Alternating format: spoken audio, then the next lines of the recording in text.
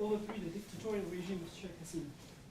The core question before us now, many months into this transitional phase, is what kind of government will replace what was removed? The national question, the national conversation in Bangladesh is now dominated by talks of deep reforms. Reforms in government, reforms in the judiciary, reforms in the economy, and also reforms in diplomacy, how our relations are with our neighboring countries. It is hoped that these reforms in these areas will not only allow the country to progress, but ultimately and crucially prevent authoritarian rule from ever emerging again. The largest organization which stood in opposition to Sheikh Hasina's regime is the BNP, Bangladesh Nationalist Party, led by figures including Tarique Rahman. Their history and vision for the country's future are compiled in the book that we will discuss today. We hope that this event will not only provide a vital opportunity for us to not only examine and also critique their ideas, but also ultimately to discuss how Bangladesh can secure a stable and prosperous future. We hope that you all very much enjoy this event. Thank you. Thank you very much. So I'd like to give some time just to explain the format of the event. We've got quite a lot of people to sit on the stage, so I can imagine it's confusing.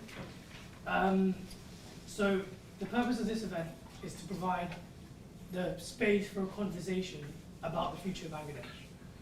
And we have a varied number of speakers, all with diverse areas of expertise. And the reason for that is that when questions and in answering the question of where should Bangladesh go in the future, we need opinions and we need the advice of people from different areas of different intellectual spheres. So some of the guests we have with us today, the first of which is Mohammed Zain al-Abidin. He's sat here to my right, and he's the author of the book. So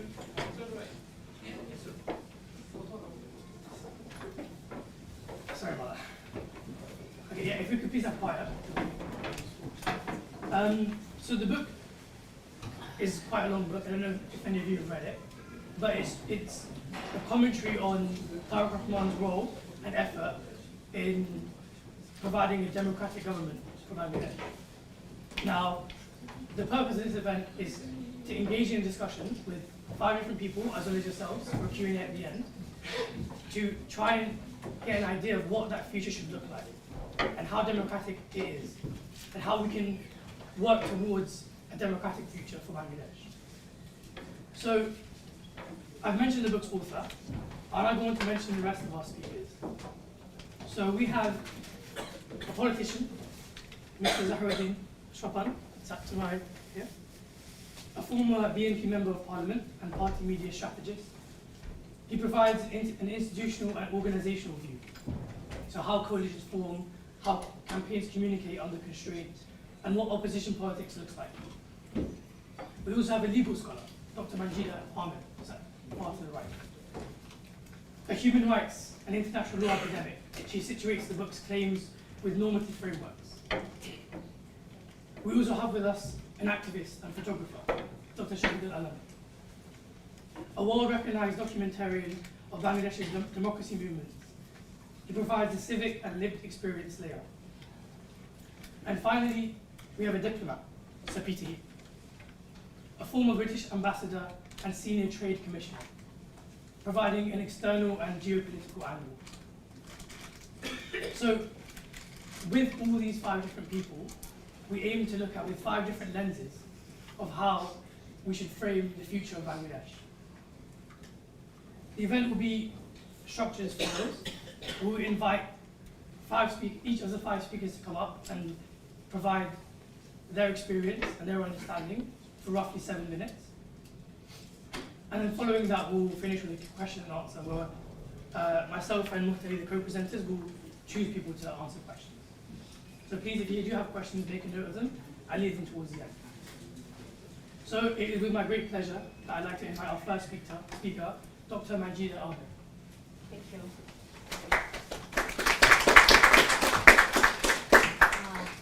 Thank you so much for inviting me today to speak about this book. Obviously, it is a privilege to have this opportunity to talk on a book written on one of our prominent leaders, Mr. Tarique Rahman. So, thing is that I'm very much excited about this book because this book has just not only written on Mr. Tarique Rahman's personal and political dimensions, rather it has mentioned what has happened in the last 15 years in Bangladesh. Anybody's fine, just Okay.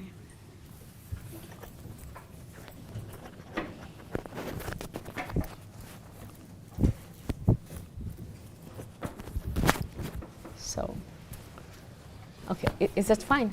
Okay. So, thing is that why I'm here today, and it is kind of, for me, it's a place where I always love to come back because I also did my master's in international human rights law from Oxford University, and it is a kind of for me it's a place where I would love to come back again and again. And when it is an opportunity to talk about a person like Mr. Tarique Rahman, obviously it's kind of doubles the joy.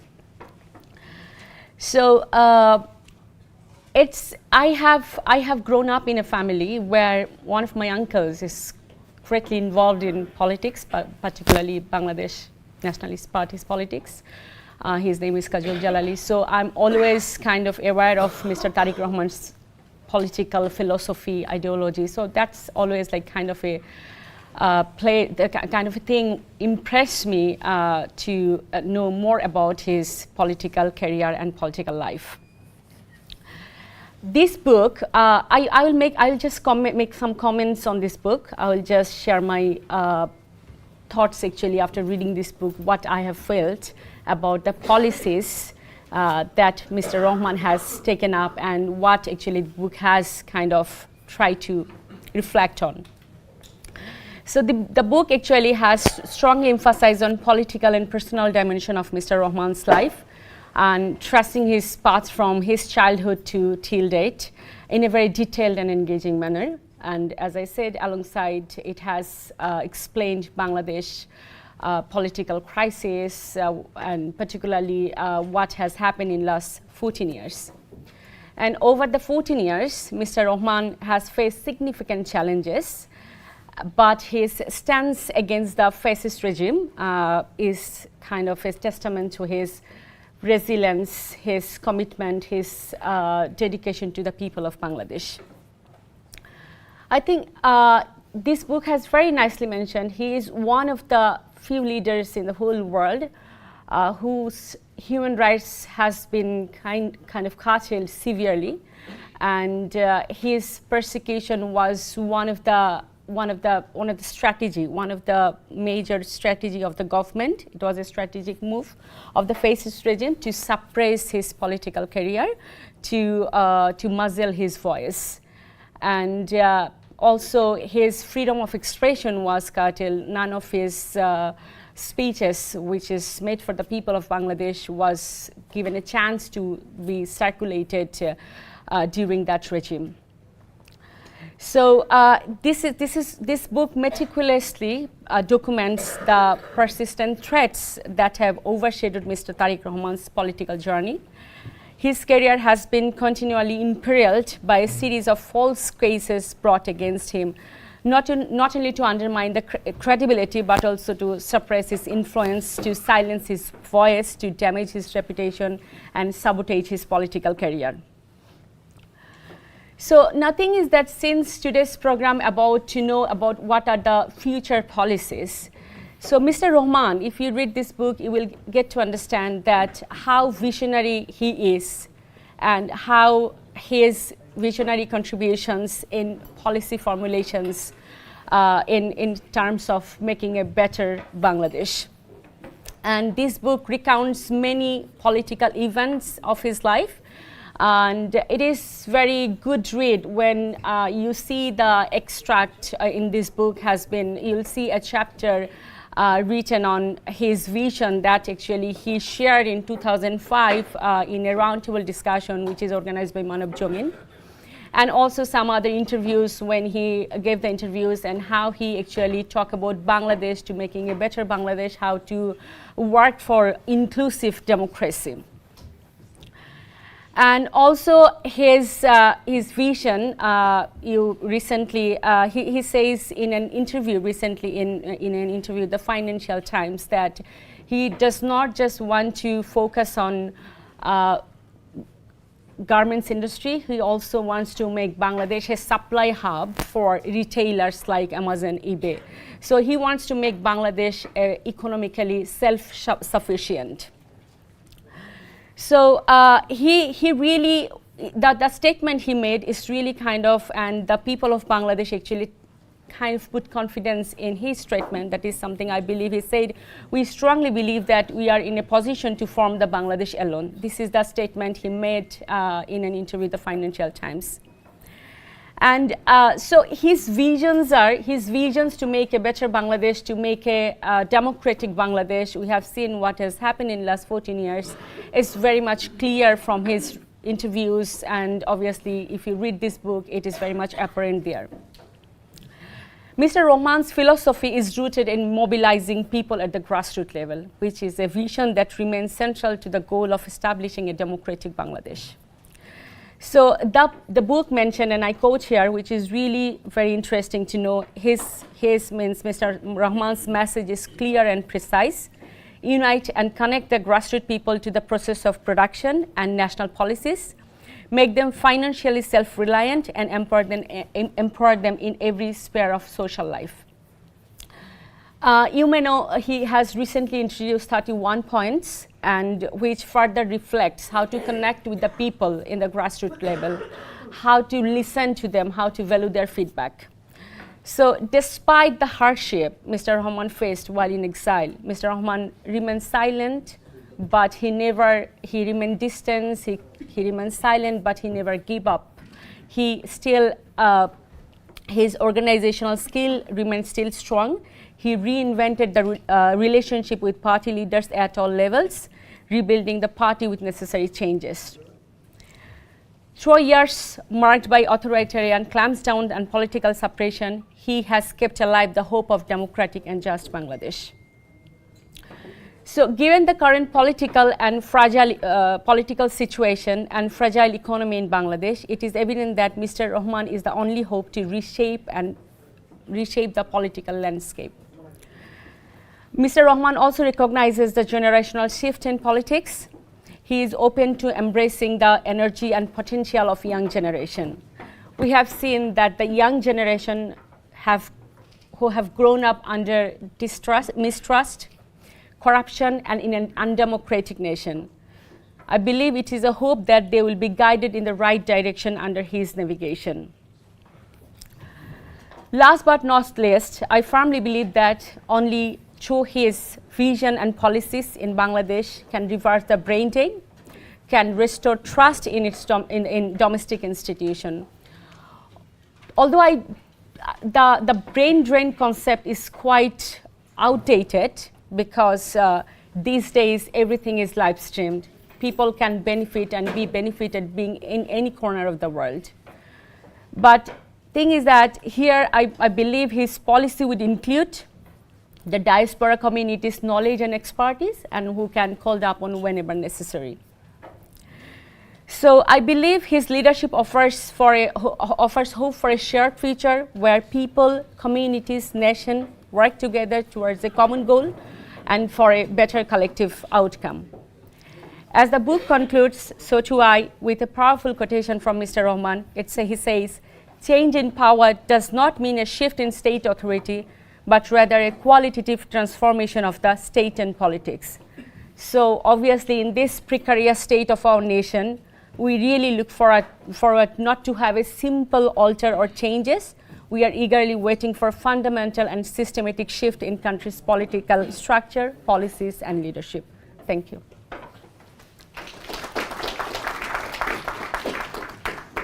Thank you, Dr. Ahmed, for this wonderful first speech. We'll now move on to our next speaker, Mohammed Zainul Abidin. Mr. Abidin is a journalist, researcher, and author currently residing in the United States. He served as the Dhaka correspondent of the Associated Press of Pakistan for 12 years and was engaged in the events of the Liberation War and also student politics in Bangladesh during the late Pakistan era and the early independence eras. the documentation of the history and political ideas of the BNP through the narrative of its current, of one of its current leaders has been compiled into the book. Please welcome Muhammad Zainul Abidin.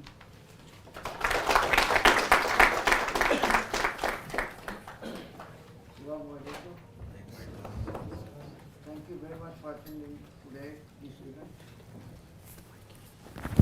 May Allah help us all and enable us to serve our country as good as or more than what we did earlier. I remember the architect of Bangladesh,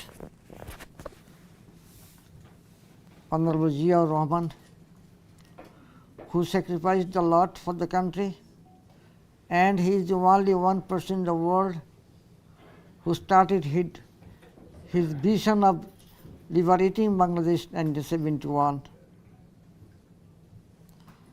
And later, the way he started to build this country, though it remained incompleted, I hope remaining tasks will be done by our leader, great leader, Honorable Tarique Rahman, on whom I wrote this humble book. I am grateful to Allah who enabled this, to venture this, to writing this book. But the vision, what we need to fulfill in our life for our nation is our hope, Mr. Tarique Rahman, who is to complete the remaining, lay the foundation of the remaining, building the country in the way for which we fought in 1971. So I will not speak too much, as because honorable speakers are also here.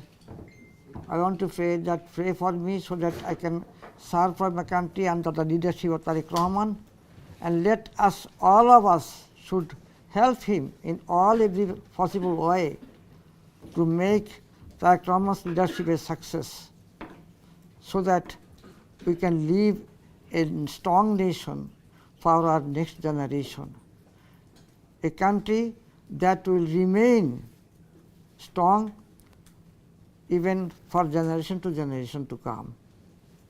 Thank you very much. Have a good day. Assalamu alaikum wa rahmatullahi wa barakatuh.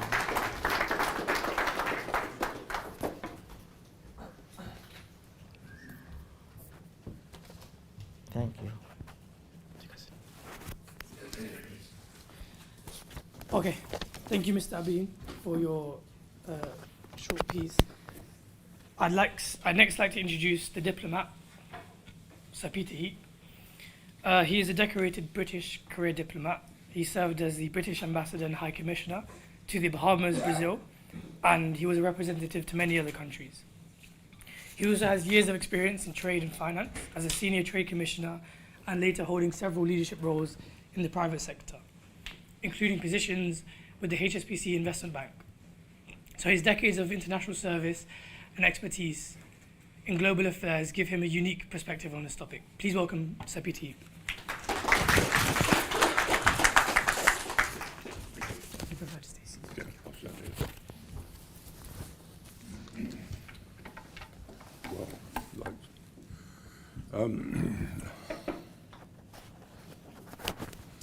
Thank you.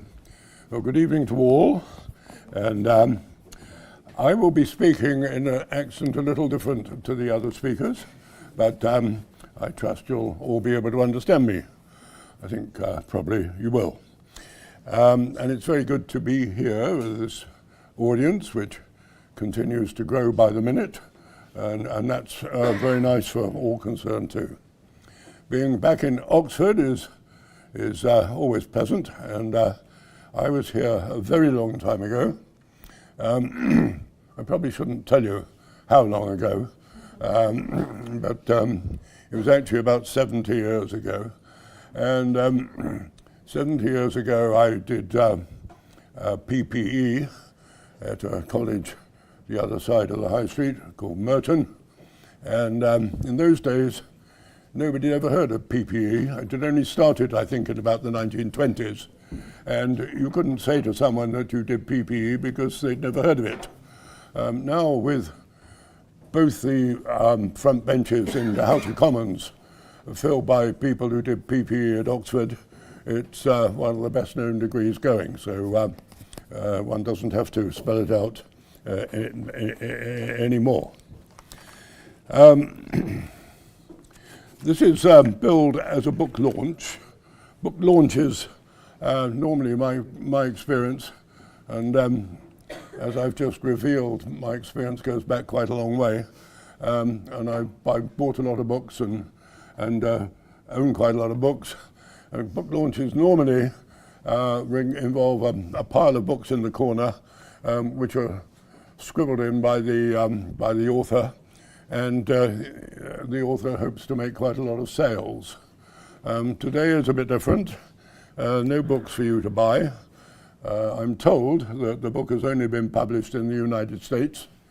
I assume that means that Amazon would willingly sell it to you, but I think it does mean that you're not likely to be able to walk into a bookshop and buy it anywhere close by.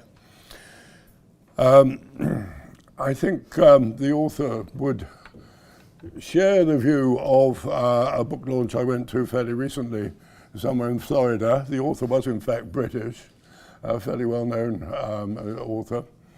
And he ended his talk about the book saying, "You don't have to read my book, but you do have to buy it." And I'm sure the author of today's book would also share that sentiment. The book is somewhat unusual in that it, from the title, I think one would assume that it is a biography. A book I hasten to add that I first became acquainted with about 2 days ago, so my knowledge is rather quickly acquired and rather speedily. But it is not a biography primarily. It's a book about the politics of Bangladesh over recent decades. But of course the principal character, as I'm sure you all know, has been in exile in the UK for 17, 18 years, and therefore is not so much a participant as an observer and a commentator on the events. But for all that, it is a very interesting book.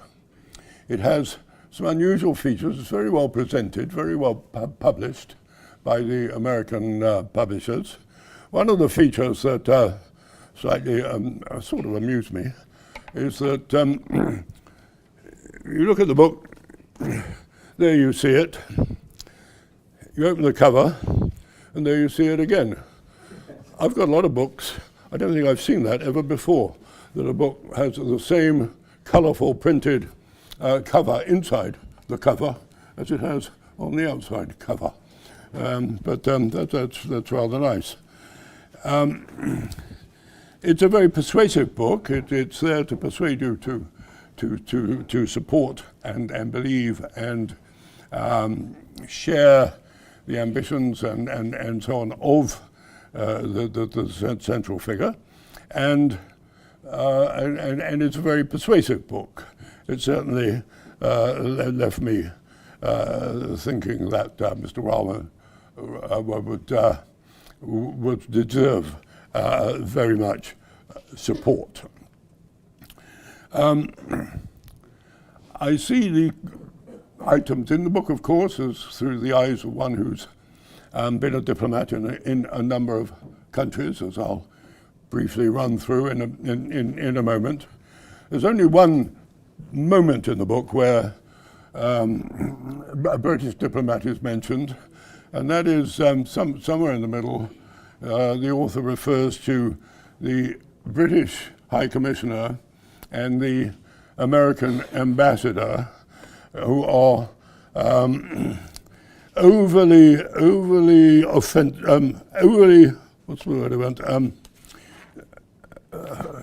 active in Bangladesh internal affairs. and he names both the ambassador and the High Commissioner. Other than that, you don't get many mentions of diplomats. My diplomatic career was fairly extensive. I did the full range. I went straight in from Oxford here and lasted till the relatively early compulsory retirement age. And in that time, I was in 9 different countries, which, as a diplomat, which is above the Foreign Office average, and as a consequence was less in London than that average. In the very beginning, when I was dreaming of faraway places and moonlight on the water and palm trees, my first assignment was to Dublin. From Dublin, I went to Canada. In Canada, I was, the High Commissioner was Lord Amery, and recently before that he was Derek Heskett Amery, Chancellor of the Exchequer. I don't think you'd find a Chancellor of the Exchequer today going to Canada. You might find him going to Washington. I doubt you'd find him going to Canada. And one of my tasks as his private secretary, as they made me as a junior diplomat there, as his private secretary, diplomats on a new arrival in a post have to call on other diplomats. The man who'd been Chancellor of the Exchequer did rather surprise me, and he had to go off and make these calls on ambassadors from other countries. He knew where very few of them were, and I had to take in an atlas and point out where this country whose ambassador he was to go and meet that morning was. And he would say there, and I'd say, no, not there, it's there. And I'd say, to be thinking that one's Chancellor of the Exchequer didn't know where half the countries in the world were, did seem to me rather interesting. From Canada, I went to Sri Lanka, and that's, I'm afraid, as near as I ever got to Bangladesh. In Sri Lanka, I was also the one in the High Commission responsible for relations with the Maldive Islands, which are, of course, not very far away. Maldives became, while I was there, independent. They had been a British protectorate, never a British colony. We never had a governor or any administrative staff, but they were nonetheless a British protectorate. And the negotiations were all conducted through the High Commission in Colombo, and happily ended satisfactorily. And there was a photograph of which I have a copy of the signing ceremony. I'm standing in the background as the most junior of the British team, and I'm told that photograph is reproduced on a wall in the governing major building in a mural in Mali, the capital of the Maldive Islands. And from there, a spell in London, then 3 years in New York, 4 years in New York, where I was Deputy Head of British Information Services, which was the sort of PR arm of the British Diplomatic Service covering all of the United States. And that was a really fun job. And from there, from New York back to get to London again, and then to Bahamas. From Bahamas, where I was High Commissioner, from Bahamas to Hong Kong. That's where I was the Trade Commissioner, and from Hong Kong to Brazil, where I was Ambassador. I sometimes say a bit sheepishly to people that lots of people in the Foreign Service have been a Trade Commissioner, a Deputy High Commissioner, and a High Commissioner. I would claim to be the only one that ever did them in the reverse order. So that saw me through to the end. But anyway, that shows the sort of experience, and perhaps, hopefully, some of the audience are students at Oxford who hopefully might be thinking of becoming a diplomat, and that's just to give you a taste of what a fun job it can be. I still get asked, years after retiring, on a daily basis, which of those countries did I prefer, which job did I prefer? And my answer is always the same. For two reasons. I'm not going to give you a country or a job, because to make one the best is another the worst, and I don't want to do that. Secondly, they're all very interesting experiences. To spend 4 years in Nigeria, to spend 3 years in New York, gives you totally different experiences. Both, I would suggest, important experiences for understanding today's world, and in seeing them too from a privileged position, in which you get to meet the very top people in the country, and have a hand in influencing British policy towards those countries. So if there are any budding diplomats in the audience, I say go for it.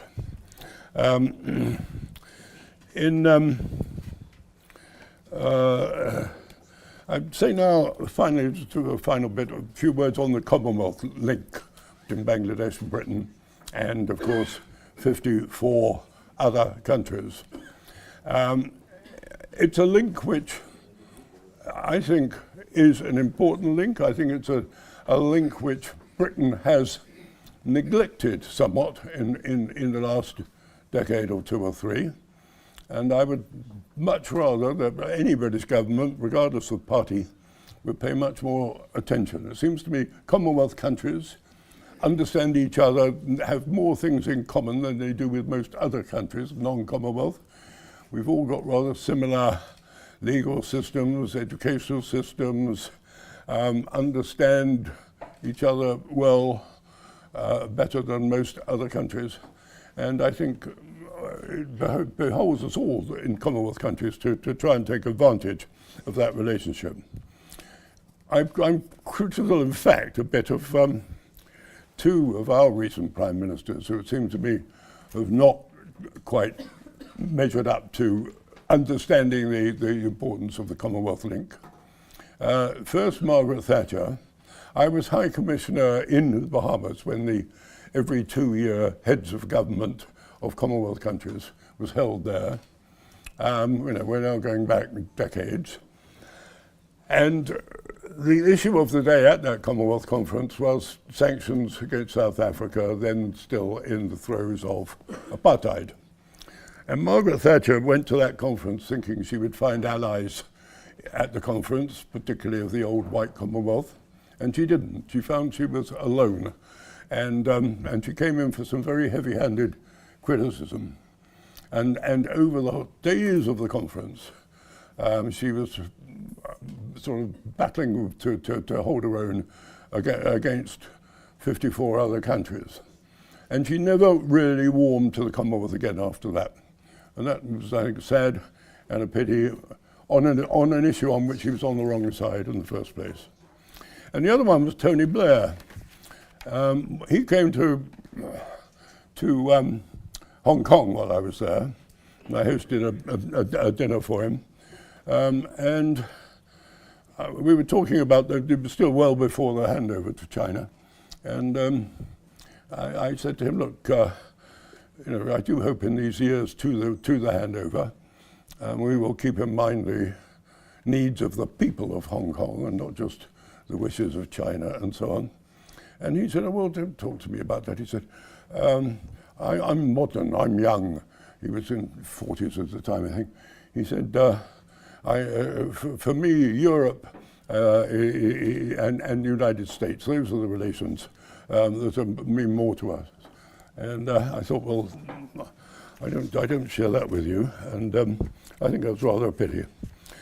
Anyway, those are the sort of views of my views on Commonwealth link, and I'm so glad that we do share that link with Bangladesh, and I think it's an important link for both of us, and I hope that as Bangladesh settles down from a somewhat turbulent, somewhat ups and down history to date, the link with Britain, with the Commonwealth, remains important, becomes even more important, and with the help of Tarique Rahman, who everyone tells me will be the next Prime Minister, that peaceful days, prosperous days for Bangladesh are right around the corner. Thank you.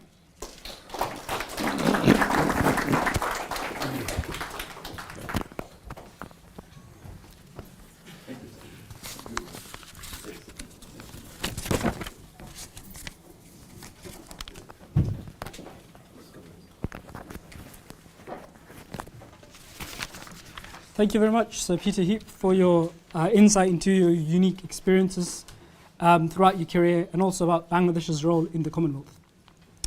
I have the honor of introducing our next speaker, the globally renowned activist and photojournalist, Dr. Shahid Al-Alam. Dr. Alam is a figure who has dedicated his career to documenting and leading campaigns against authoritarianism and human rights abuses in Bangladesh for many years. His visual documentation of human rights abuses carried out by paramilitary organizations were collected in the landmark Crossfire exhibition in 2010, helping to shed light on this crucial issue. In 2018, his public criticism of the government's brutal crackdown during the student-led road safety protests led to his arrest, torture and imprisonment, making him a victim of the very same state oppression which he was fighting. His courageous activism during this period led him to eventually being recognized as one of Times Magazine's Person of the Year in 2018. Additionally, he is also the founder of monumental institutions such as the Tarique Picture Library, the Pathshala South Asia Media Institute, and Chobi Mela International Photography Festival, which have all profoundly shaped visual journalism across the continent. Dr. Alam's activism is not confined to the borders of Bangladesh. Just a few weeks ago, he was on one of the ships of the Global Samud Flotilla as it attempted to break the brutal siege of Gaza. Everyone, please welcome Dr. Shahid Al-Alam to the stage.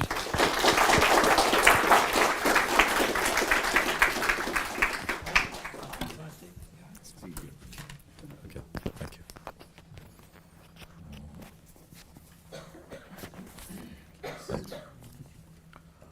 Well, thank you very much for having me. I'm not sure you will be clapping just as much at the end because I'm not probably the type of speaker you're expecting. One of the reasons is because I was concerned when I was asked to come here because I thought I might be endorsing a hagiography. And that certainly is not what I intended to do or what I intend to do right now. That's what generally these book launches end up being. So I had those reservations. In a sense, I was happy that I was asked because that provided an answer. I'm not known to be a sycophant of anyone. So the fact that I was asked, in a sense, reflected or suggested an openness, which I thought was meaningful. Besides, it's a subject I'm extremely interested in. The book is timely. I didn't have time to read the book like my previous speaker, but as a photographer, I could leaf through the pages with the photographs. That is something which is within my area of expertise. And because I did, one of the things that struck me was the fact that not a single photograph had credits to any of the photographers. In fact, the cover photograph doesn't credit the photographer either. That was worrying for me because, you know, here is a book that talks about rights, that talks about respect, and here we have pictures being used without any reference to the author, without any, and certainly the book does not have a picture editor of any form. You can see that there, but that so little importance was given to those issues of rights of artists, of rights of authors, of intellectual property was something that jarred with me. But that's really not what this book is about. I mention it in passing because I think it is relevant to remind people of those things that need to be addressed, and particularly in a country like mine where it is so rampant. I think having a book of such prominence, doing that gives the wrong message. I'd like to But I digress, because what we're really talking about is a resilient opposition leader resisting, fighting autocracy, foreign meddling, democratic backsliding, all of which are extremely important. Whether we have a potential leader capable of shepherding a turbulent nation to a stable, egalitarian, and thriving nation is what we should be debating. I have actually had the privilege of speaking to him personally. I spoke to him once during Hasina's regime, when Hasina was in power, again once after she left. What struck me was that he'd done his homework. I brought up the accusations that were happening after 5th of August about how BNP was behaving in some of the same ways as Army League had been behaving. And that concerned me as a Bangladeshi citizen. I was pleasantly surprised that he was not defensive. He took it on board. You could see that he had addressed this. And from, we were very open about it, and he talked about how he'd taken specific action to ensure that they did not happen. And he was not in the state of denial that we've always had in the past, because this is what all regimes do. But what all regimes also do is that they're in a state of denial and do not address it. Here was a person who was prepared to take it on board. And I later spoke to the head of police in Bangladesh, and he was telling me about how Tarique had actually reached out to him, giving him a list to say, these are the people you need to book, you need to put them behind bars. I know that they're my party people, but that is not what it's about. I think at the end of the day, this needs to be done. Whether that happened or not is another story, but politics is more complicated than that.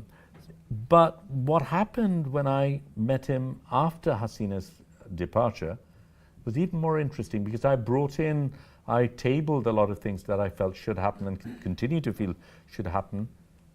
He'd done his homework. He knew the figures. He had actually looked at some of those possibilities. I didn't always agree with his answers, but I could see that this was a person who wasn't taking it lightly. He was taking it on board. But since we're talking of books, I'm tempted to quote the editor of one of my books, Vijay Prashad, who in his recent Tricontinental newsletter has some observations which are pertinent, I think, to today.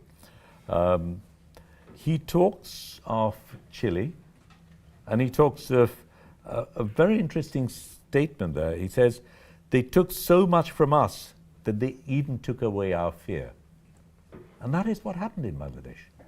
You had a completely repressive regime which had full spectral control on the media, on the police, on the judiciary, even academia, and unarmed youth were able to bring her down. It was a phenomenal example of people power that I think should give us pause. I also think that it is something that future governments need to remember, because that people power remains. And should they behave the same way as before, I hope and I believe that they too will face the same situation. So I hope that that is something that people take into cognizance. Now that has happened elsewhere too. I mean, high school students in Chile were between 14 and 18. Ours were a little bit older. But similar movements have happened in India, in USA, in Sri Lanka, and now in Nepal. It is something that is happening. It is something we need to recognize. People will not take that shit anymore. And I think it is important to recognize that there are young people out there who are rebellious, who feel they want a different form of governance, and that the governed will insist on having a say in the process of governance. And I think that's very, very important. They took to the streets to reject a failing system.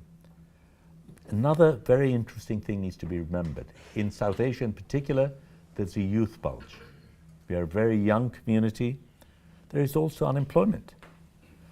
This youth is the most educated youth in history. And they're not prepared to be shoved down the line to do menial work and things like that. They want fulfillment. A change of regime will not in itself solve this problem. The change has to address systemic issues, and merely change at the top will not do that.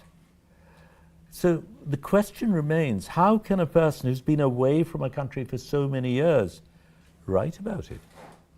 Does he feel the pulse of the nation? Can he engage with the public? Is he the leader Bangladesh has been waiting for? We don't know. What a politician promises before election often is not the same as what he delivers after elections. That too is something we need to take into account. But what we need to discuss is how the approach that he has differs from the approach of others. Because that is all we can decide at this moment. What will happen afterwards, we need to decide on the basis of the actions that they take afterwards. At the moment, these are propositions, and we need to analyze them on the basis of that. Is he capable of implementing them? And whether he genuinely aims to implement them or not, or whether this is simply electioneering, is something we need to consider. This is not a novel, and frankly, it's not a particularly lucid reading, but there are questions that need to be answered. The man has not been tested. Is he capable of holding a party together that has been in the wilderness for nearly 2 decades? There are some factual inaccuracies as well. I mean, there is a reference to 3,000 lives lost. I mean, I'm not sure where that reference comes from. I mean, the UN talks about 1,400. That includes people who've died after the 5th of August. So, yeah, perhaps there is a basis for 3,000, but I'd like to know. It's a figure that's been planted without the backing of it. What's the source? But there are interesting things, positive things as well. I mean, the book talks of Tarique Rahman sharing a caricature on his own social media. That's very, very different. I mean, a stark contrast from school kids who were jailed for having done a similar thing in previous regimes. So we recognize that. It also talks about recognizing the role of farmers and laborers. The real hero of Bangladesh are our farmers in the field, our migrant workers, our garment workers. They are the ones who've given us this privilege. All of us here sitting are privileged people. Our privilege has been largely fueled by people who we give very little regard to, who we treat abysmally, regardless of which regime it is. Whether we are different is something we have to see, but here is a person who appears to be addressing those issues and recognizing that. So will the leadership lead to what the book suggests is a qualitative transformation of the state and politics? We need to see what happens in the streets in the months to come. Will provide the answers. Is Tarique Rahman simply aiming for a win in the upcoming elections? Or is he someone who hopes to lead Bangladesh into a new era? We hope it is the latter, but only time will tell. And one of the things I want to leave you with is that tyrants are there. I mean, today tyrants are all across the globe. There are autocrats everywhere. One of the reasons they get away with it is not simply because of what they do, but because of our silence. Because we have allowed them to get away with things they should never get away with. And it is really up to us to ensure that tyrants, that people like Tarique Rahman, that all other political leaders are questioned, evaluated, put on the docks and made to answer. And it is up to us to ensure that we bring about that accountability. But I'm hopeful. And one of the things we must resist is being a cog in the wheel, because, of course, they thrive on fear. And true, I mean, there's been extrajudicial killings, there's been disappearances, and all the things that have continued to happen.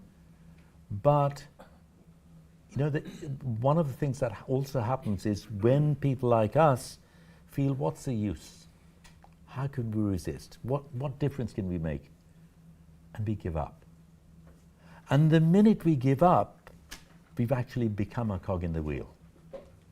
The repressive regime no longer needs to be repressive. Repression becomes normalized. Because we, by accepting that position, have normalized resistance, and we've done their job for them. So it is really up to us to ensure that every step, at every moment, we make that difference, we ask those hard questions, we hold them to account, everyone, including Tarique Rahman, including people on this stage. And that is something we must constantly do, because that is what will bring about change. Because believe me, on that throne, given that opportunity, given impunity, they will all behave the same, regardless of what they say. And I think there are differences, there are good people, but even good people get corrupted, given that opportunity. And it is really up to us to ensure that Bangladesh remains on the track.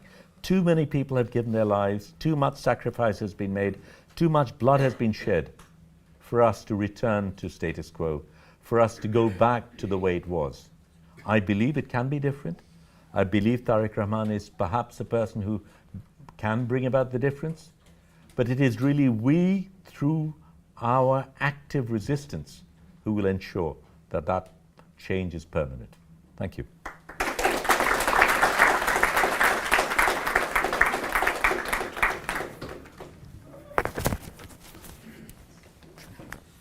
Thank you very much for your emphatic talk. I'd like to introduce our final speaker, Zahiruddin Chopin, who is a veteran Bangladeshi politician and a member of the BNP party. He served 2 consecutive terms as a member of parliament in 1996 and in 2001. So during his political career, he held key roles within the BNP. He became the convener of the party's National Media Committee, and he helped craft and communicate the BNP's message during challenging times. He's a committed advocate for democratic processes, and he's been actively involved in opposition movements, and is known for his media engagements, defending free expression and fair elections in Bangladesh. So with decades of first-hand experience in Bangladeshi parliament, I welcome Zahiruddin Chopin.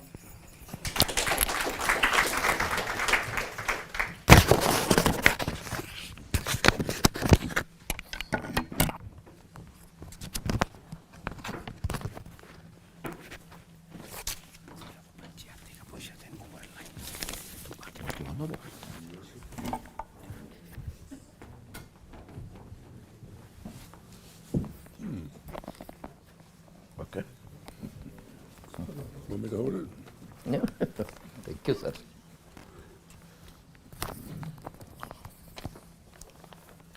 Good evening. Assalamu alaikum, ladies and gentlemen. I must appreciate first the Oxford Bangla Society to organize such a program, the book launching program and discussion meeting on our leaders, Tarique Rahman politics and policies, contemporary Bangladesh. And of course, credit should goes to my elder brother, Mr. General Abedin. He is one of the eminent editor in New York journalist community, who had been introduced for a long time before. I must appreciate him to take this initiative and have this book for all the readers. And the guest of the panel, Mr. Sir Peter Hip. I'm honored to sitting with him. And Mr. Shahidul Alam is not only a eminent Bangladeshi citizen and human rights activist. He is one of the international personalities now. And all the Bangladeshis are now, we are proud of him. And especially when he stood behind and beside the Palestinian Liberation War and the suppressed people as a human rights activist. And by this time, we got all this substance from a professor, teacher of Middlesex University, Professor Hawk, Ahmed, Manjid Ahmed. And the students community who is here from Oxford University, the distinguished, all the guests. Assalamu alaikum, everyone. Being a political activist and the worker of Bangladesh Nationalist Party, I am privileged to work with Mr. Tarique Rahman as my leader, and now he is the acting chairman of our party. I had last 30 years experience to work with him, to assist him, especially for his all homework, like in policy, in organizations. And when I went through this book, again, I must appreciate Mr. Jalaluddin that he tried to reflect his all thought and his all works regarding the Bangladesh citizens and Bangladesh Nationalist Party and the democracy and the movement, and also the essential reforms Bangladesh needs nowadays. And this is very important not only for the sustenance for Bangladesh community, and also when we saw the Gen Z movement on the base of social media power, new media power, the power of communication, the power of internet, and when it reflects in Sri Lanka, in Nepal, in Bangladesh, in Madagascar, and finally in Morocco. So it's a completely new generation, and so that's why the two moderators is sitting with me, beside me.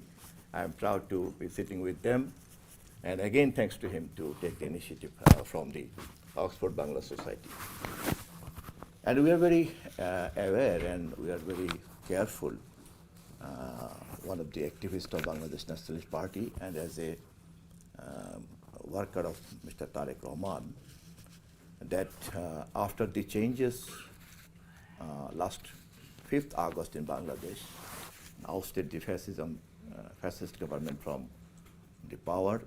Now people are expecting a genuinely political system which represents the people's desire and the democratic spirit, which will be reflected in the national election, which will be reflected in the continuous parliamentary activities, and also not only the reforms in the political structure and the state system and the state mechanism. It must be reflected in the day-to-day life of the suppressed people. And it's not only the question of the political rights and civil rights. It's also the question of the economic empowerment. It's also the question of the educational right, the basic right, and of course we have to be careful even also about the environment, our plantation, a lot of things. And of course, I must request those who read the book that it is not only the superficial political policies Mr. Tarique Rahman tried to explain. Always he focused on the betterment for the people, especially the young generation is coming up. He is thinking about that also.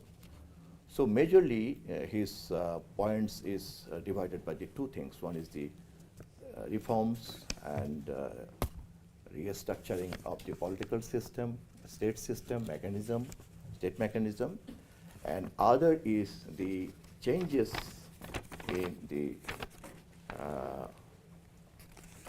citizens' day-to-day life and their economic activities. On that basis, I'm just focusing on that. Specific economic and social please in recent months, October 25, Tarique Rahman has announced several specific policies, initiatives targeting key sectors for agriculture and food security. 6-point plan he declared. Farmers card, a digital identity card for all farmers to ensure they receive direct access to subsidized credit, fair pricing, and crops insurance without middlemen. Family card, a social security card issued in the name of the female head of the household to empower women and ensure family nutrition. Water security, a major infrastructure plan to restore 20,000 kilometers of rivers and canals and build modern Tista and Ganga barrages. Job creation, a target to create 1.3 million new jobs in the agriculture sector, from logistics and cold storage to food processing. Agri-tech for youth, providing a startup funding and support for young entrepreneurs to engage in modern farming, including drone and mechanization technology. For women's empowerment, SME loans, dedicated support and loan packages for female entrepreneurs, education ensuring access to robust academic and technical vocational education for girls in both rural and urban areas. Role in policy making, actively increasing the participation of women in politics administration and policy forming, safety and security, a commitment to ensure women's physical safety in physical space and digital. These are the points, especially only for the, also for the youth and employment. Unemployment allowances. The party's reform plan includes a proposal to provide an unemployment allowances to educated individuals whilst they are seeking work, job-oriented politics, emphasizing a shift towards certain new and real opportunities for youth rather than empty rhetoric. Government job age limit, a proposal for review and potentially increase the age limit to entry into government jobs. These are the points I've just mentioned, because my memory is very weak, that's why I took with the note. Apart from the typical and conventional discussion on the political reforms, these are the points he mentioned on his all policy making and thinking about the Bangladesh. So, especially the students community and the diaspora out of Bangladesh, young, with their knowledge, with their expertise, they can engage also the policy and the politics of Mr. Tarique Rahman. Thank you, everyone. Thank you to all the speakers for your lovely talks. We'll now be moving on to the next part of the event, which is the question and answer session. Saim and I will begin this with a few introductory questions, and then we'll open up to the audience.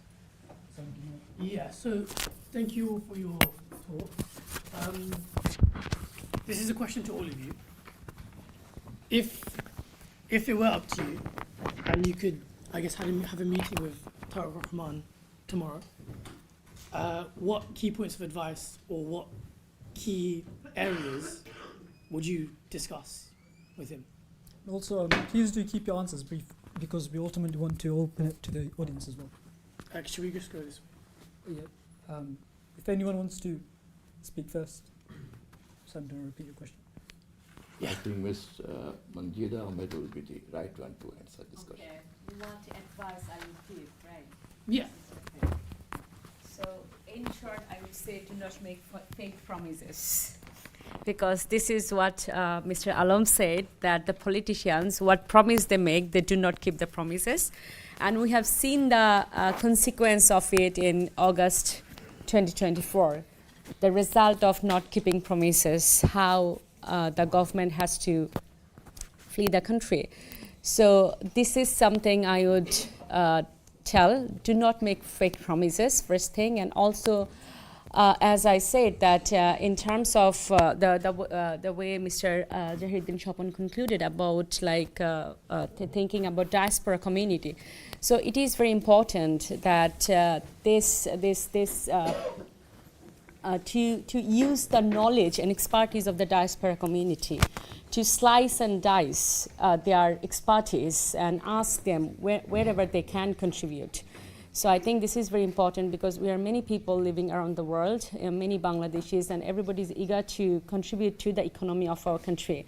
So I think economy, and in every sphere, not only economy, in every sectors, we are ready to contribute.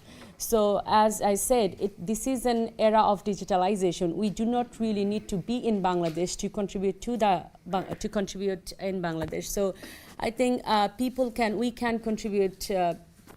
Even being in anywhere in the world. So that's why I would say use them, use their expertise, use their knowledge, ask them, welcome them to contribute. That would be my advice to him. Thank you very much. Yes, I think if I want to say something, I want to say that our leader, Tarique Rahman, I hope will be able to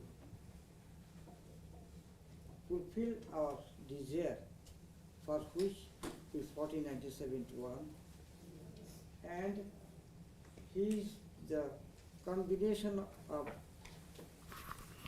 Tarique Rahman and his mother, Begum Khaleda Zia.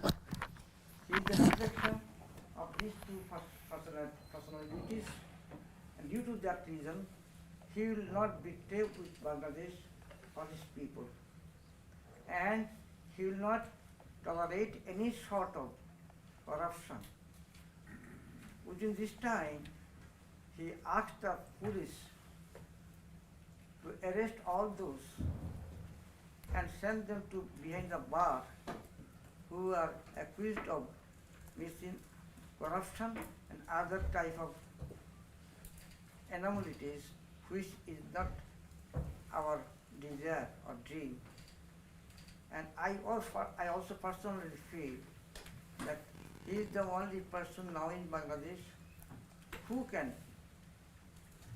unite the people and keep us free from aggression from our enemies far and wide.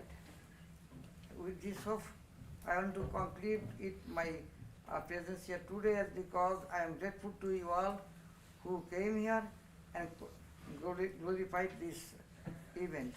And I also I am thankful to Mr. Saleh who encouraged me to write this book, and this every type of things what I think for betterment of our country will be done by you all. Thank you very much. Thank you both. My question is directed to everyone, but I think Mr. Chopin and Shaidalan might be able to speak about it the most.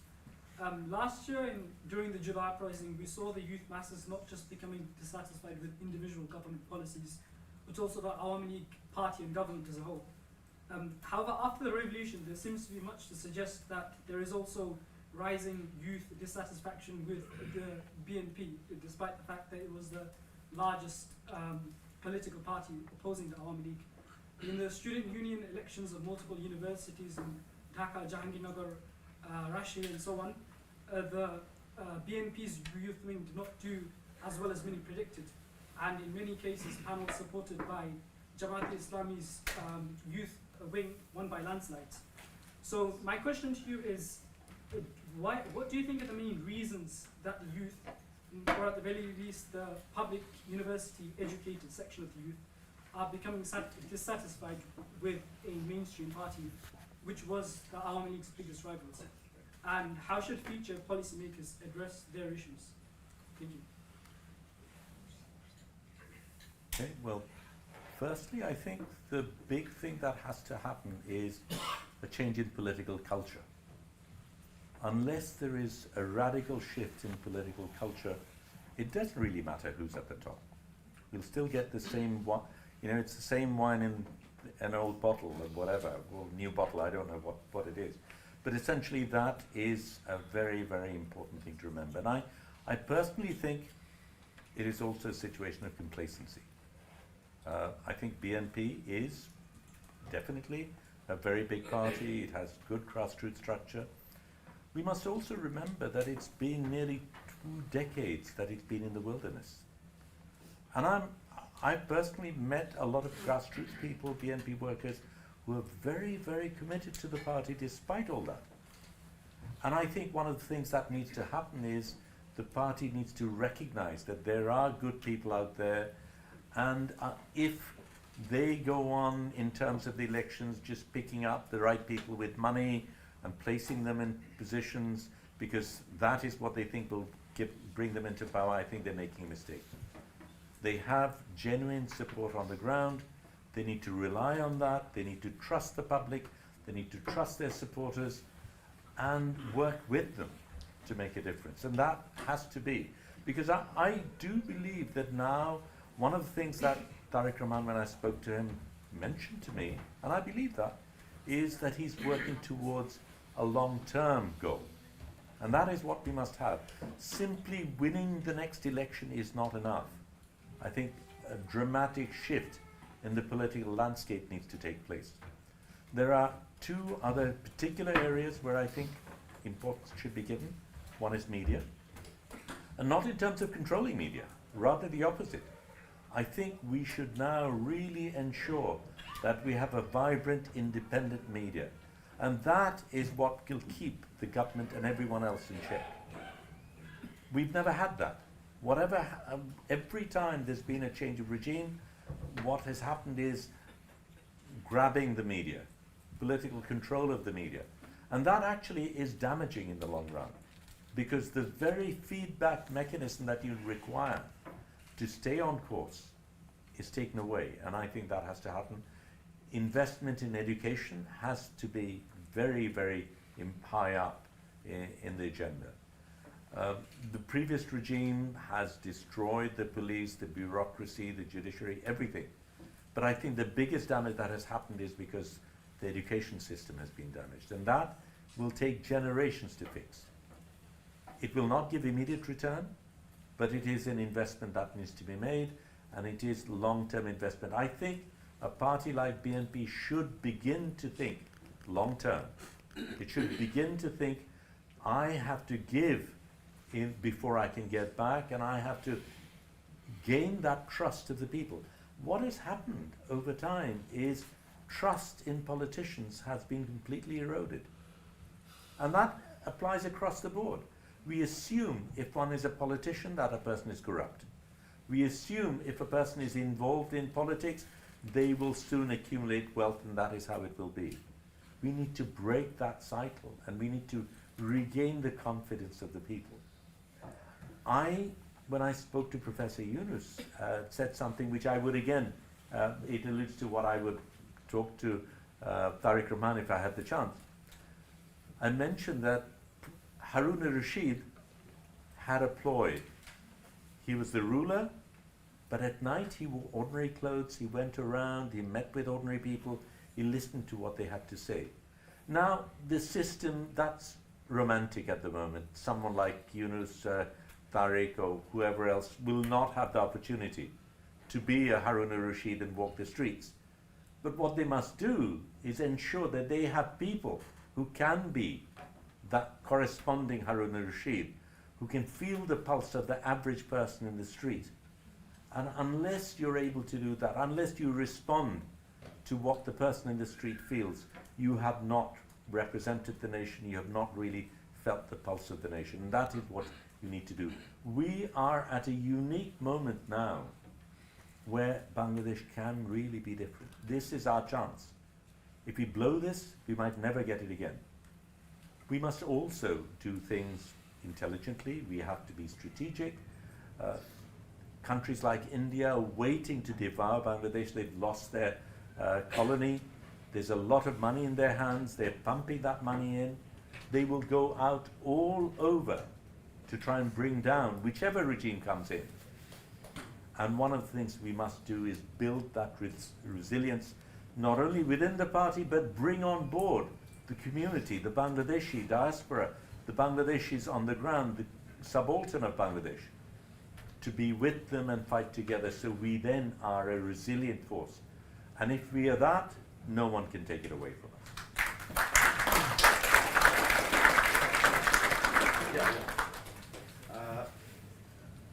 Thank you, Mr. Moderator, to ask this question. And I will be focused on this question that why in the elections of all the universities, students union, the students wing of Bangladesh National Party could not get better result, and why the students organization supported by Jamaat-e-Islami Bangladesh made a very good result. Two things is very much clear that students organization of Bangladesh Nationalist Party, which is led by Mr. Tarique Rahman, last 2 decades, they were ousted not only from the campus, they were ousted from the more or less Bangladesh. And including me, there are a lot of leaders and workers, and all tiers, they have been victimized. And still, Tarique Rahman is the example that he is in exile. So this is the one important thing we have to take in our note before making any judgment, before making any comments. Number 2, the Islami Chhatro Shibir, the students wing of Jamaat-e-Islami Bangladesh, this is the first time their approach is very much liberal. And we saw in the picture that the typical disciplinary guideline to the students community of the Jamaat Islam supporters, they make it very much liberalized. And the non-Muslim community also engaged. The attire of the followers of Islamic Chhatra Shibir, even the women's followers, that proved that they had been shifted from their typical ideological narratives, and that guided their discipline. And it became more flexible and more reliable.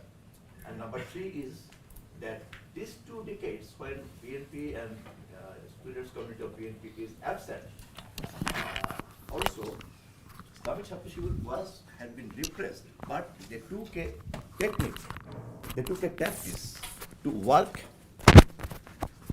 in Chhatra League, the students wing of Bangladesh Awami League. So it was an opportunity for them, not in the name of their own organization, but in Chhatra League, they work, and they could continue their organizational activities in the disguise of Chhatra League. So these are the things it comes with our analytics and our analysis. So I don't want to make any comments, but this is the only facts which came out. So before making any comments, before making any judgment, we have to keep in this note. And of course, BNP is taking positively, and we are keeping our eyes open to set our next goal in the students community and all the students community politics and the all educational and institutional activities.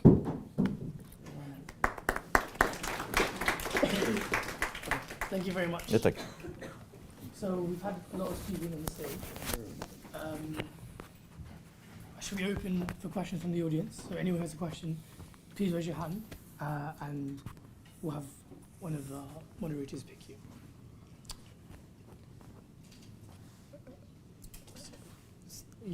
Go on. Please stand up so we can hear the question. And say your name. Yeah, so I'm Tarique. I'm studying engineering at the University of Oxford. So firstly, I'd like to thank everyone, including all the speakers. Thank you for your insight. My question concerns the future of Bangladesh's relationship with its neighbor India. In the past, many key BNP leaders were staunchly anti-India, such as Lutfur Zaman Babur.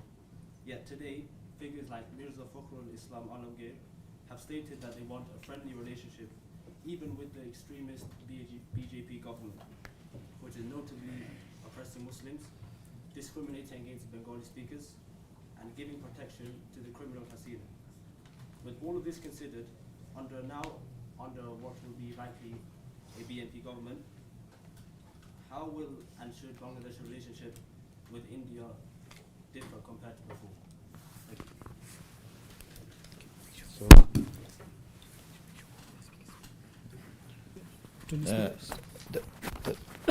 As I am the office bearer of Bangladesh Nationalist Party, so this question impliedly comes to me.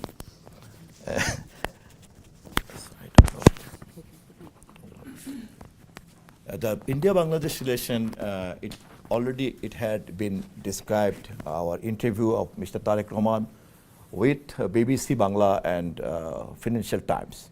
I'm sure that including you, most of the distinguished guests that are here had been acquainted with that interview.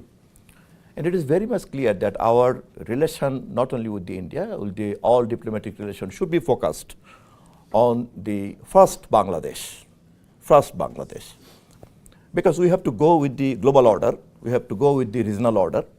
We can't change our border with our neighbor, and our neighbor can't change the border with us.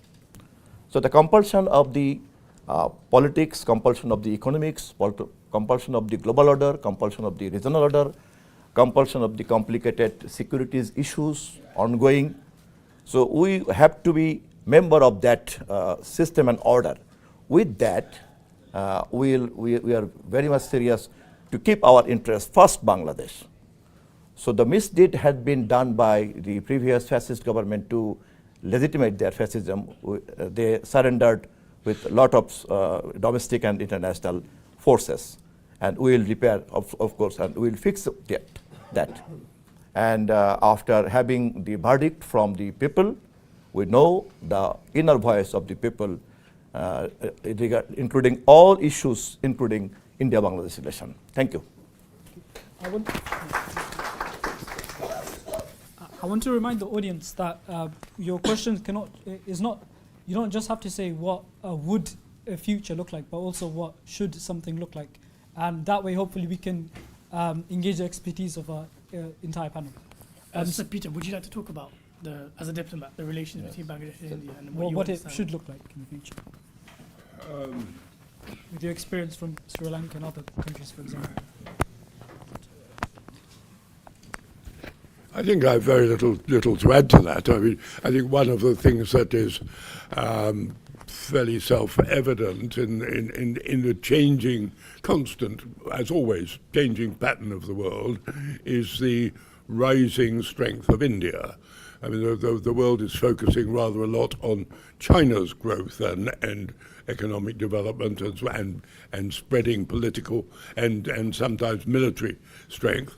But not far behind is what's happening in India too, and India's developing a sort of global importance that I mean, it's always been important, but I think it is increasing, and India's neighbours are going to be are going to be aware of that growing strength, I think, and feeling the effect, feeling benefits also, because as Indian economy grows, they'll be spending more money. They'll be spending more money in their neighbours' countries and so on. So, there's good sign and perhaps not quite so good. But it's clearly for all the neighbours bordering India, it's a very, very important relationship, and for most of them, the number one relationship. Thank you very much. Yeah, yourself. I just want to add some points with that. Professor Alier, head of Department of the University, I was at Chatham House for 10 years, have a diplomatic experience and trained diplomats as well. I think geopolitical point of view, Bangladesh is a very strategic location, and what we are actually talking about, India and our surrounding and neighbor country relationship plays a very vital role, what we had in last 17 years, and what will happen in next coming election. So what Tarique Rahman mentioned, Bangladesh first, I think that makes pretty good sense. What we, the Bangladeshi diaspora, and expertise should also have, and which angle we should cooperate. Ultimately, if we can cooperate and strengthen his hands, and in terms of diplomatic relationship with Bangladesh and India, and if we can gain the bargain, we will actually be suffering in the near future. Because in today's world, we are actually not going to fight each other, it's economic war. So if we are not actually economically stronger, and if we don't know how to negotiate in the league table, we will be suffering. So I appreciate Tarique Rahman's points, and I would like to remind our political leaders and others, and to you, those of you who are actually young graduates and will be graduating from Oxford, I think you can play the vital role in terms of the Bangladeshi diaspora and making contributions to the strategic development and political economic development of Bangladesh. Thank you. If anyone has any more questions or comments, please raise your hand. Yes, over there. First of all, I would like to thank speakers for coming down, and especially Bangladeshi Society for organizing this. I must admit, first of all, I'm an Indian, so my concern is mainly to the future of a country that I care about as siblings that were demarcated by an imaginary border in 1947. But I must admit that I find the optimism shown by the panel today quite jarring. We were very fortunate to see that the Awami League government that was completely corrupt has been removed from power. But the proposed alternative by most of the panelists of a BNP-led government by Mr. Tarique Rahman is quite surprising to me. The last time the BNP was in power, the Bangladeshi state was considered one of the most corrupt, actually the most corrupt state in the world, and there were massive accusations against the BNP. And my question is twofold. So the first one is that given the unique opportunity that Bangladesh has right now to completely change the paradigm of how politics is done in the country, why should the electorate risk it on a government that has been accused with so much? And well, Mr. Tarique Rahman is like within the party is also, let's be honest, not strongly democratically elected like American political parties either. And secondly, as some of the panelists have said, that the Bangladesh economy needs to diversify, and World Bank and many other international institutions have already retracted back from the Bangladesh economy because of corruption allegations.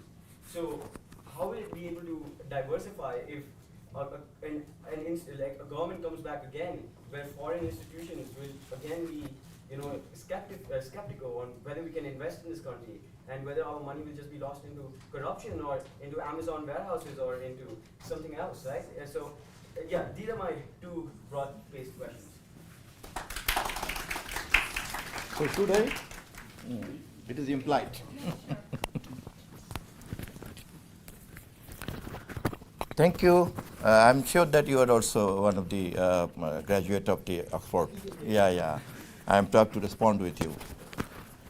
And firstly, I must refute your that part of your question, the corruption issues. That when BNP was in power, it was the topmost point of the corruption by the Transparency International. But actually, the facts were that if you go and if you look the graph of the Transparency International, that you will see that from 96 the graph was getting high ups, and then from 2001, then again it went down. So coincidentally, against the corruption, 2001, Begum Khaleda Zia had been elected, and landslide victory BNP got, and BNP had to take over the power with that complaint from the Transparency International, and the common propaganda by the one-sided media that when BNP came power, became the first in the corruption. But it was not the fact. Fact was that it was the culmination of the corruption motion that was done by the previous government.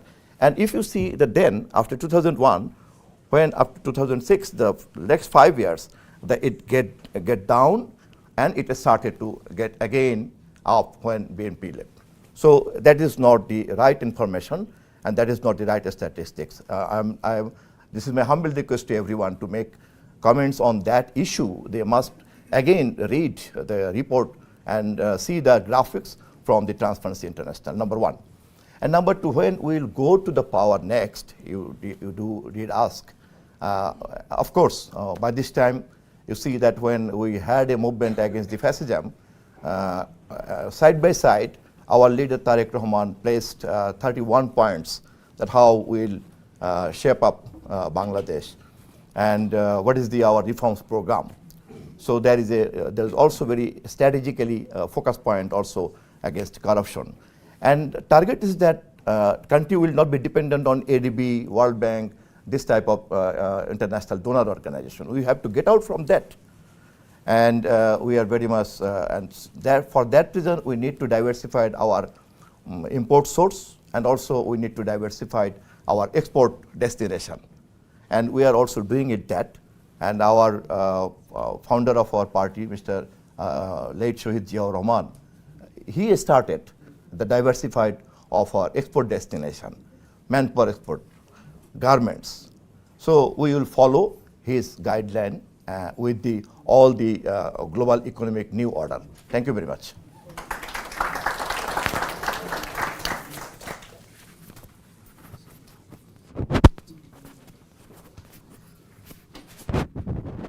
Can we take?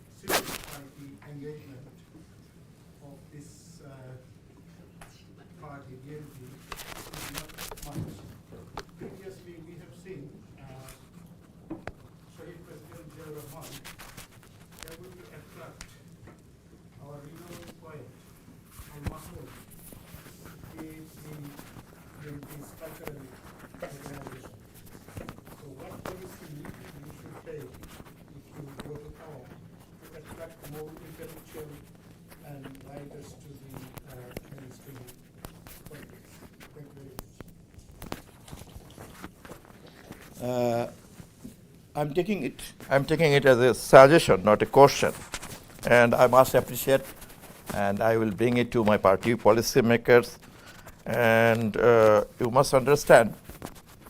I don't understand the technique of this. So, okay. Yes, Mr. Al Mahmoud was the late poet of our country, and he is one of the celebrity of our literature and all these things. And because he was a celebrity, that's why he is prominent. But nowadays, there are a lot of young intellectuals who is engaged with the team of Mr. Tarique Rahman. And some students just graduated from Cambridge, graduated from Oxford. They're working with that. And I'm sure that in course of time, they will be also in this field celebrity and people will know them. And at that time, it will be clear that we are following the Rahman policy, which he did discussed and shared with the then time all the civil society, and also in this part of these things.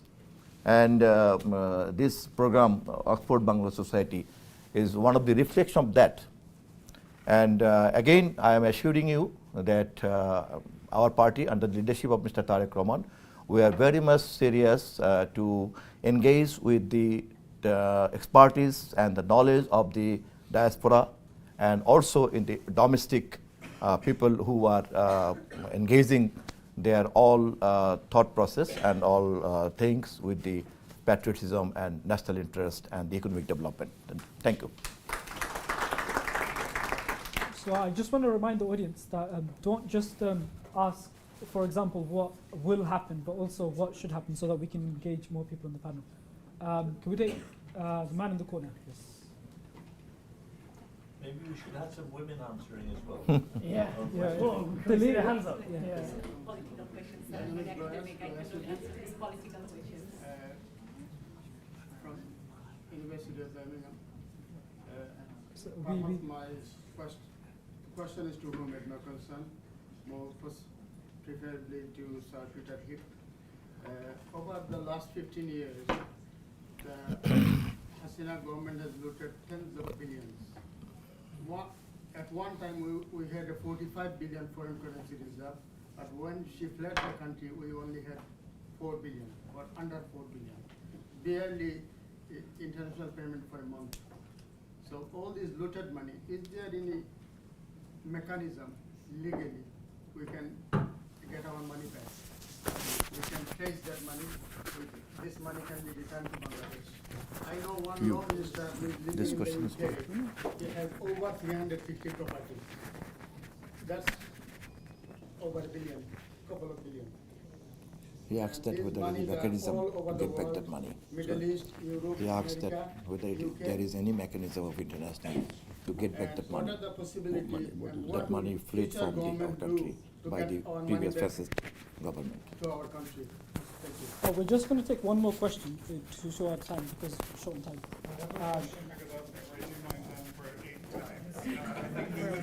We would be remiss if we did not discuss in a 2-hour discussion about Bangladesh's past and future and human rights violations. So I'd be very curious to know what the vision for Bangladesh should be in relation to demilitarization of CHT, because we can't claim to be in favor of Palestine or the injustice in Palestine if we turn a blind eye to the militarization and the dispossession of indigenous land in Chittagong Hill Tracts. This book mentions Chittagong Hill Tracts 7 times, and at one point it also mentions that the CHT Accord was a controversial piece of document signed by Sheikh Hasina. So I can interpret that as a disapproval of the CHT Accord.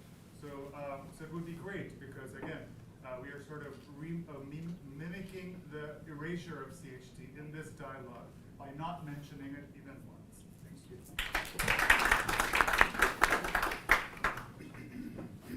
Did you get your question? We'll take these two first, and then we'll go on. So he asked 2 questions. You asked him. Your question was to him. To anybody, but I think maybe he's in a better position. Oh, he asked the question that whether there is a mechanism internationally, especially he mentioned Sir Peter Heath. that whether there is a mechanism. Well, quite clearly, I'm not going to pull a rabbit out of a hat and say produce some mechanism that nobody's ever heard of that was going to enable large sums of money to be shifted around. There are obvious mechanisms. There are parliaments. There are bills in parliaments. There's the IMF. There are banks. There are various mechanisms of claiming money and getting the money, but I don't think there's any magic formula or any hidden sort way of achieving that. You have to have the political support and you have to have the financial support. I don't think I can add anything to that. Yeah, I'm responding your question regarding the CST Accord. Already it had been discussed with our policymakers, and we are aware of it. And our party, Bangladesh Nationalist Party, as a multinational party, and our definition of nationalism on the basis of the citizen nationalism. So all the entity, ethnic entity, language entity, all the diversified entity will be covered by the identification of the Bangladeshi nationalism. So with that guideline, we will reshape the issues and with the consensus of the political consensus regarding CST Accord. Thank you. The guy in the corner said he said Yeah, as we're almost running out of time on the. That gentleman is trying man in the corner there. It was an important question. I think, I think you should, yes, you should. Yes, please do. Thank you for bringing it up. I mean, when you consider that Bangladesh was based on the right to speak its own language, the fact that we deny other people within our own country the right to speak theirs, I think, was totally incongruent with that. And absolutely right, the Chittagong Hill Tracts issue needs to be addressed. I think one of the things which also has not been talked about is the military. The power of the military and where interests of the military often trump interests of the public. I would be very interested in knowing how that will happen. But one of the things I do want to point out is those of you who've been to Bangladesh since July 2024 will have seen the graffiti on the walls of Bangladesh. And that was actually people's opinion. And there, in very clear terms, people talked about a discrimination-free Bangladesh, a Bangladesh where all people had voice, the fact that disadvantaged people, minorities, had voice. Sadly, when it comes to mainstream politics, that gets eroded, that gets washed away. We sit in panels in Bangladesh, as we do here, and it's generally Muslim, Bengali, urban, male, middle-class people. Yeah? And that's it. Women played a very important role in the movement in July. They've virtually been sidelined.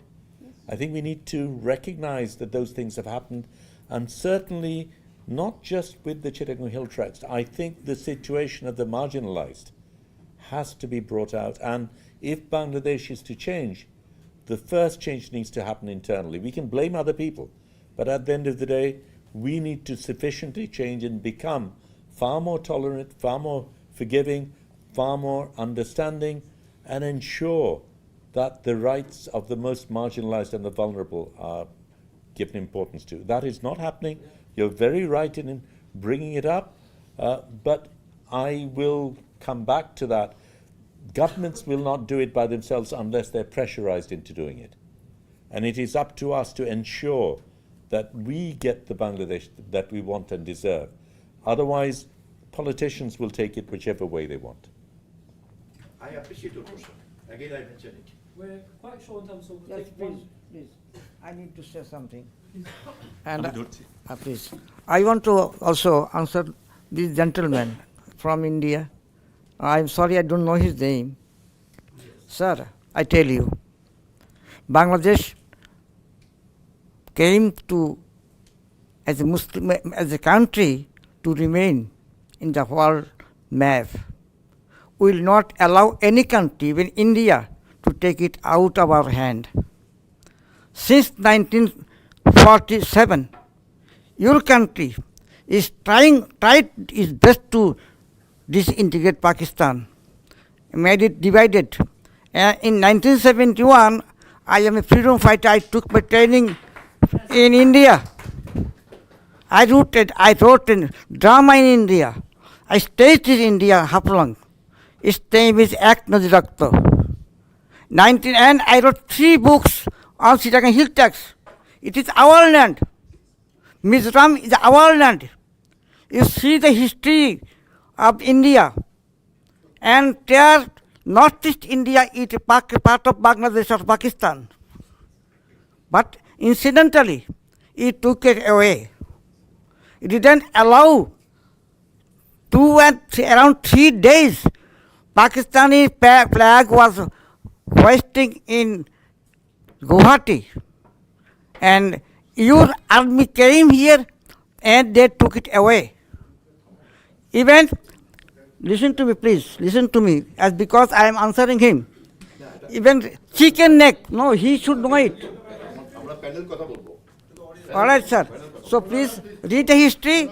Yeah, okay, thank you. I think because of time, let's We have a lot of time. We have one question. Actually, he's raising his hand for a long time. Let's calm down. Let's calm down.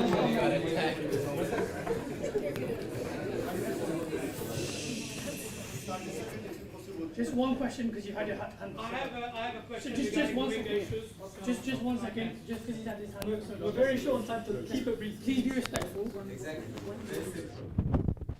আমি বাংলায় বলি এই কারণে বলি আমি আমার ইংরেজি হয়তো ভালোভাবে বোঝানো না যেতে পারে আরেকটা কথা হচ্ছে যে বাংলায় বলে সুবিধা হচ্ছে যারা বিদেশে আছে এরা বুঝবে না বাংলাদেশে সিজম করলে ভালো লাগে না তো আমার এখানে আমি আতাউল করিম আমি এখানে ডিগ্রি করছি লতে আমার এখানে আসার একটা বড় কারণ হচ্ছে আমি জানি যে আজকের ডিসকাশনের পরে হয়তো আপনারা সাহেবের কাছে গিয়ে অ্যাটলিস্ট বলবেন যে আজকে কি জিনিসগুলো উঠে এসেছে ওইটার ক্ষেত্রে আমি যেহেতু আগামী আমাদের ভবিষ্যৎ পলিসির কথা বলা হচ্ছে সেটা এডুকেশনটা আজকে এখানে ডিসকাস সেভাবে হয় না তো এডুকেশনাল ইনস্টিটিউট হিসেবে আমি একটা পয়েন্ট বলে শেষ করে দিচ্ছি 1 নম্বর আমার ইচ্ছা থাকবে যে অন্য যে 2 দেশ আমাদের পাকিস্তান এবং ইন্ডিয়া থেকেও এখানে বাংলাদেশিদের ক্ষেত্রে পড়াশোনার ক্ষেত্রে স্কলারশিপের অপরচুনিটি স্টেট স্পন্সর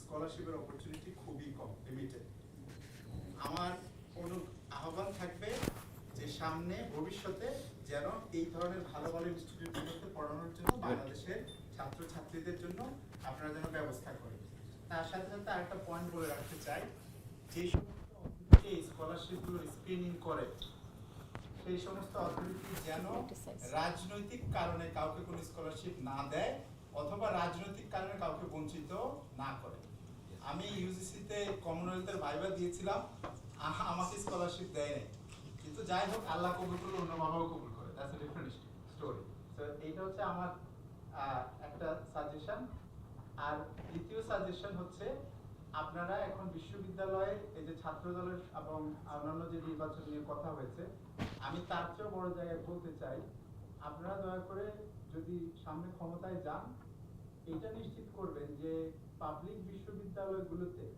এই বিদেশে পড়ে যে সমস্ত ছাত্রছাত্রী বিদেশ থেকে ফেরত যেতে চায় তারা কোনো কারণ পিছনে যেতে রাজি নাই ওকে ধরতে হবে এটা রাজি নাই অন মেরিট বেসিসে তাদেরকে যেন রিক্রুটমেন্টের ব্যবস্থা করা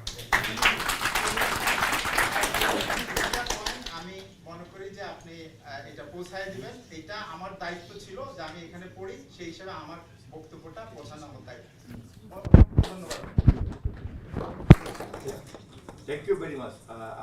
I'm taking it as an observation from you, and I'm sure that our leader, Mr. Tarique Rahman, will take it a very good note and for our future politics. And one thing I must make it clear to the all distinguished guests, that in this panel we are presenting here with the different capacity. I came here with the capacity of an activist, of an advisor of PNP chairperson, who I represent Bangladesh Nationalist Party policy guidelines and tactics. And others, they are all independent. So all their opinion is their independent opinion, and I had to represent only my party. So apart from my comments, these all are the independent comments. Thank you very much. Can I just make last comment, yeah? Just one comment. Because I came here as an academic, so I read the book and I tried to find out all good things, all the policies and politics of Tarique Rahman's. So what you have said, one coming from Indian students, one from India-Bangladesh relationship, one from CHT Accord. So everything actually we are forward to a new Bangladesh, and I believe that whoever come into power, if it is Bangladesh Nationalist Party or whoever else, they will take everything into consideration and they will look forward to have a very inclusive democracy. Thank you all for taking part in this event, asking questions and also listening to all of our speakers here. I hope you will at least learn something now that we didn't know before and are more aware about the situation in Bangladesh and how as a country we can move forward in the future. The food at the back, I know it's been waiting for you, so please do help yourselves. Thank you all very much for attending. Assalamu alaikum. Thank you so much for this.